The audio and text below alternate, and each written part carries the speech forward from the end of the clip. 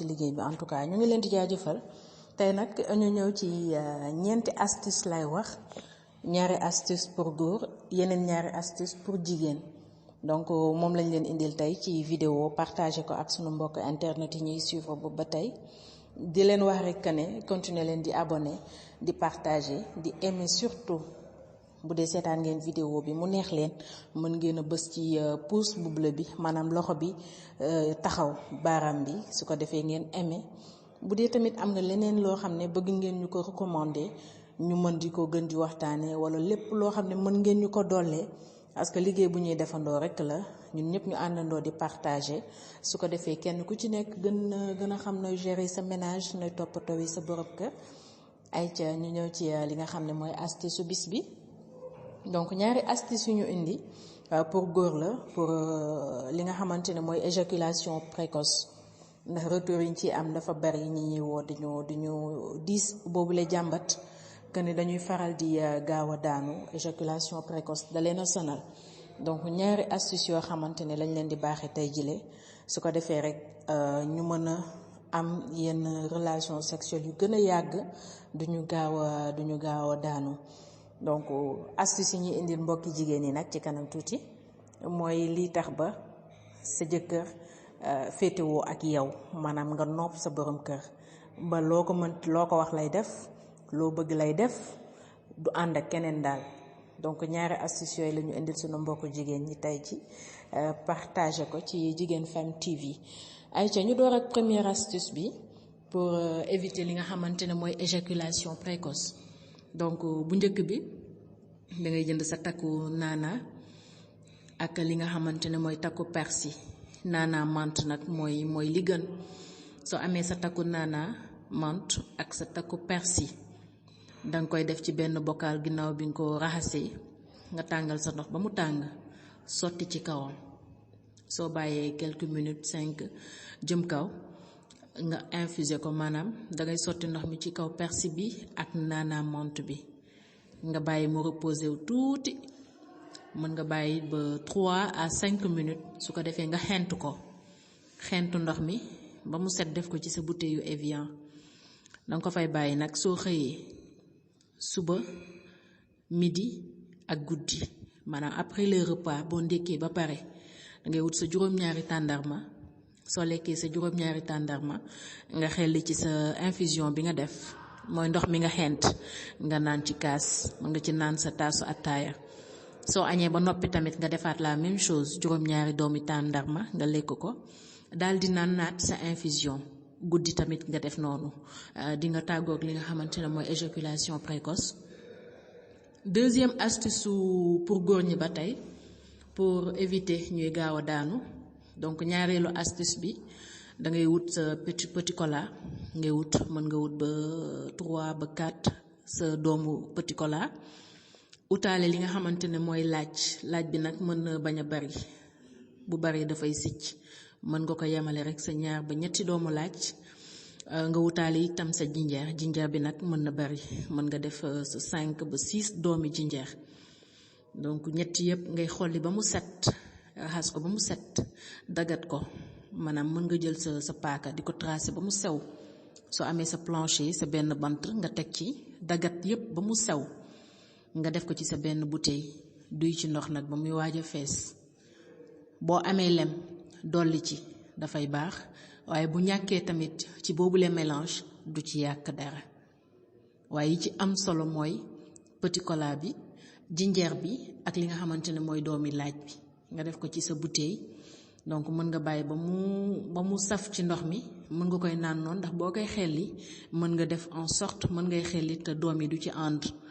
donc bu lay déranger aussi mën nga bàyyi mu reposer wu quelques heures après nga segg ko di naan ndox mi baax na torop te dafay éviter li nga xamante ni mooy gaaw a daanu di éjaculation précoce. mbokki góor yi muy partage bi ñu def tey jile andil leen ko su ko defee muy loo xam ne dina leen dimbali ci gaaw a daanu ngeen mën di tenir plus longtemps di gën ci bégal seeni soxna. buñ ci noppee nag ñu ñëw ci sunu mbokku jigéen ñi ñoom itamit xam naa ne seen yitte surtout sunu mbokku aaway mooy vraiment pour que seen jëkkër bañ di xooli feneen bañ di doxaan bañ di seeti leneen donc li ñuy jiital rek mooy nga jëfee conseil yi ñuy def ci jonge attitude ci chaîne bii di chaîne Jigéen Femme TV nga bañ a rëy nga oyof lool ni mbaxana toppatoo sa borom kër guddi ak bëccëg bañ a dëgër bopp yooyu moo jiitu balaa ngay def leneen ndax boo defee côté nopp sa jëkkër te jikko yi nga xamante ne wax nañ ko nekkul ci yow yàgg yi tamit dina la woon ginnaaw wala dina ko gis ci beneen jigéen ànd ak moom donc li ci jiitu duma noppi di ko conseil sama mbokk jigéen ñi nanu oyof lool nanu bañ a rëy bañ a dëgër bopp mën di bégal suñuy borom kër leneen loo ci dolli rek bonus lay doon di nga nekk ci terme yu baax maanaam di nga déggoog sa borom kër vraiment lenn lu la jaaxal ci sa biir say du ma ne du am de mais du bari muy conseil yi ñuy joxe donc première astuce pour jigéen ñi bi ci njëkk nañuy fexe seen borom kër na ngeen fexe seeni borom kër di leen sexal seen sexe maanaam nañ leen di màccal seen awra nopp gënu ko foor góor gu jigéen gu ci borom këram di faral di màccal awraam tout le temps nopp la maanaam du gaaw a xool leneen ci biti du gaaw a dem feneen seeti beneen jigéen secret bu ñuy partager la et maa ngi espérer que benn góor dégg ko en tout cas on espère que jigéen ñi ñoo koy déglu parce que suñuy mbiri bopp la pour yeneen i leeral wala mu gën a am plus d'information yow jigéen bi may déglu mën nga jël sama numéro contacter ma ci WhatsApp su ko defee ñu échanger ci numéro bi 78 la 164 28 47 78 164 28 47 bu dee nag deuxième astuce bi ci lay ñëw nii bu dee yàlla daf la boole koo xamante ne dafa seexlu wala du faral di seex sa awra maanaam du faral di nooru buuj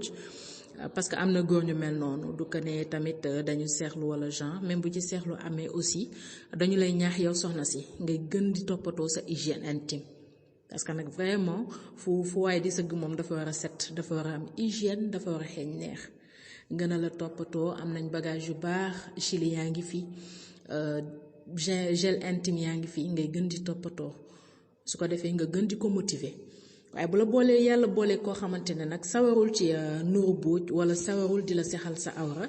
yomb na boo leen nekkee ci préliminaire maanaam ci fóonante avant ngeen di def relation sexuelle jëlal sa baaraam dugal ko ci sa sexe yow ku jigéen ki ba mu tooy nga takkal ko ci sa ween donc bu dee koo xamante ni forcément dina la nàmpal sa ween